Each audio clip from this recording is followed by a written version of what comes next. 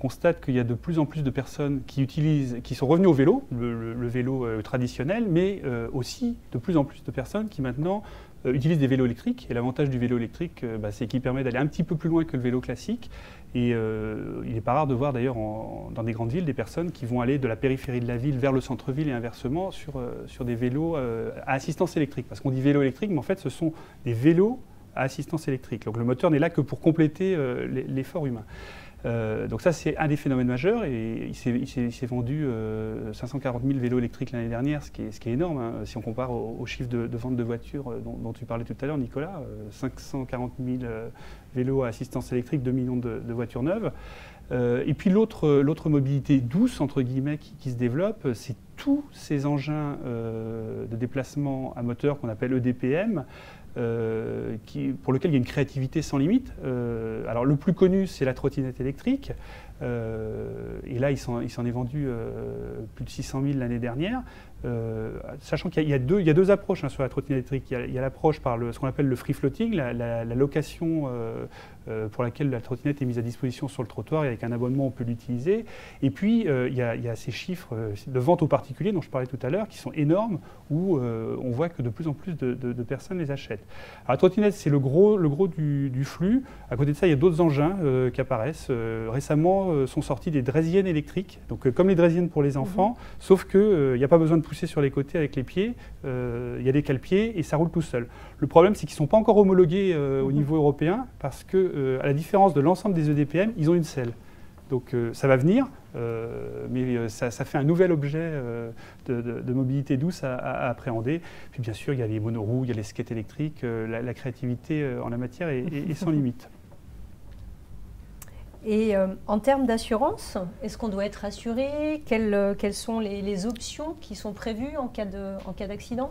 Alors, il faut bien distinguer d'un côté le vélo à assistance électrique, qui n'est pas un véhicule terrestre à moteur. Donc, finalement, pour les dommages que vous causez aux autres, vous êtes assuré par votre assurance qui vous couvre en responsabilité civile dans le cadre de votre assurance habitation. Après, le bon conseil en tant qu'assureur chez MAF, c'est qu'on vous proposera de vous couvrir en prévoyance pour les accidents qui peuvent vous arriver sur ce vélo électrique. En revanche, si on considère les EDPM, donc typiquement la trottinette électrique, là c'est un véhicule terrestre à moteur. Donc la loi LOM prévoit une obligation d'assurance pour ce type de véhicule. Parce que si vous n'êtes pas assuré et que vous provoquez un accident, que vous renversez un piéton par exemple dans la ville, eh bien c'est vous qui êtes responsable. Et donc dans ce cas-là, il vaut mieux être couvert. Et de la même manière, parce qu'il y a quand même pas mal d'accidents sur ces véhicules, hein, on n'a pas encore des chiffres globaux, c'est intéressant de se couvrir en prévoyance en cas d'accident en tant que pilote de ce type de véhicule. Mais il faut bien distinguer les deux cas du vélo pour lequel vous êtes couvert par votre contrat habitation et de la trottinette pour lequel légalement vous êtes obligé de vous assurer. Et ça, une grande partie en tout cas des utilisateurs de trottinettes électriques ne le savent pas et ça peut poser des problèmes si jamais ils ont un accident. Et quelles sont les nouvelles règles de circulation de ces EDPM ? Alors oui, on est très en avance en France hein, parce qu'on a passé une loi fin 2019, décembre 2019 pour les EDPM.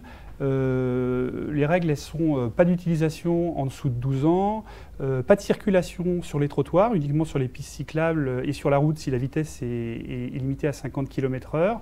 Ne pas évidemment écouter de la musique et puis bien sûr être assuré. Ce qu'on pourrait ajouter, parce que c'est vraiment important, même si ce n'est pas obligatoire de par la loi, c'est de se protéger avec des équipements de protection, donc le casque, les genouillères, les coudières. On a de plus en plus de témoignages de dentistes qui nous parlent des chocs que malheureusement un certain nombre d'utilisateurs de trottinettes électriques connaissent sur le visage, et aussi tout simplement des témoignages par les hôpitaux.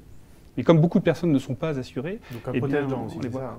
Alors ça peut aller très loin. Chacun voit midi à sa porte en termes de protection. Donc voilà en synthèse ce que la loi prévoit et ce qui en plus est souhaitable, notamment en termes d'équipement de protection. Alors Nicolas, sur cette question de la mobilité douce, je crois que tu veux rajouter quelque chose. C'est vrai que je suis toujours un peu biaisé par mon prisme pour dire comment est-ce que finalement cette mobilité douce, de vélo, de skate électrique, retour vers le futur, de trottinette électrique, comment est-ce qu'elle peut contribuer à résoudre nos problèmes?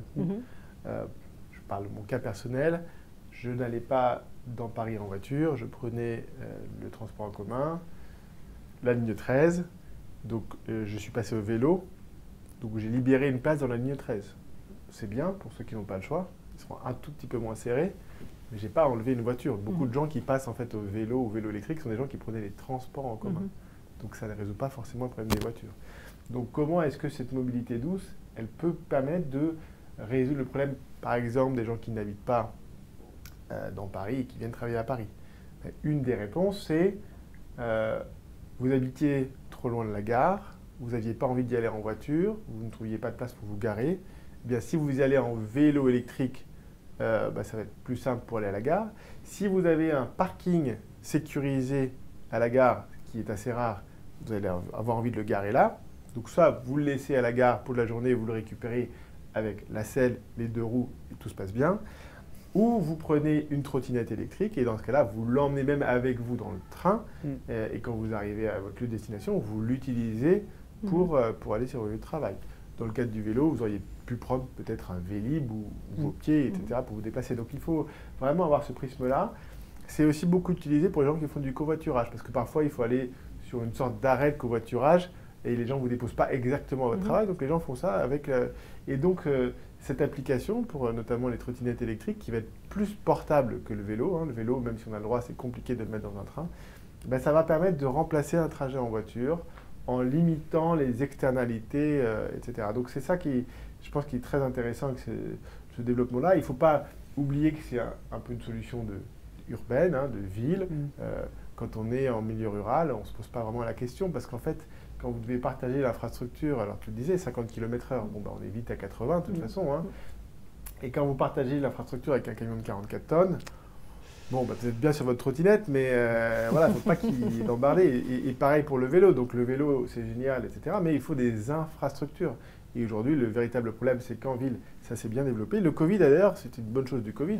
Il a beaucoup aidé. On a développé beaucoup de pistes cyclables temporaires, dont un certain nombre ont été sanctuarisées. Donc ça a été entre les grèves de la SNCF plus le Covid, ça a permis au vélo de bien se développer dans Paris, mais dans toute la plupart toutes les grandes villes du monde, parce que c'est le moyen de transport où on a moins de contacts physiques, donc c'était quand même pas mal. Donc voilà, il faut toujours avoir ce prisme, ok, c'est bien ces trucs-là, mais à quoi ça va servir et comment ça va résoudre nos problèmes? Et ça va résoudre le problème de gens qui, un peu comme moi, étaient serrés dans la ligne 13 et arrivaient au travail complètement transpirants, ce qui n'était pas très agréable. Voilà, pour que le vélo résolve d'autres problèmes, il va falloir développer ce fameux RER-V au niveau de l'Île-de-France, que les gens qui n'habitent pas dans Paris, qui ne se déplacent pas en voiture, donc ceux qui n'habitent pas en Paris, qui se déplacent en voiture, puissent avoir leur alternative. Et c'est ça qui est important.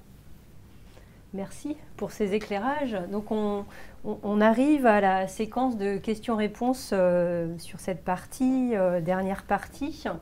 La question Facebook qui nous arrive, faut-il avoir une assurance particulière lorsqu'on fait de la trottinette électrique en free floating? Je pense qu'elle est pour moi, celle-là. Oui, je pense qu'elle est pour toi, la marque. Alors, que l'on soit en free floating ou qu'on possède sa trottinette, la loi impose d'être assuré pour les dommages qu'on pourrait causer à autrui.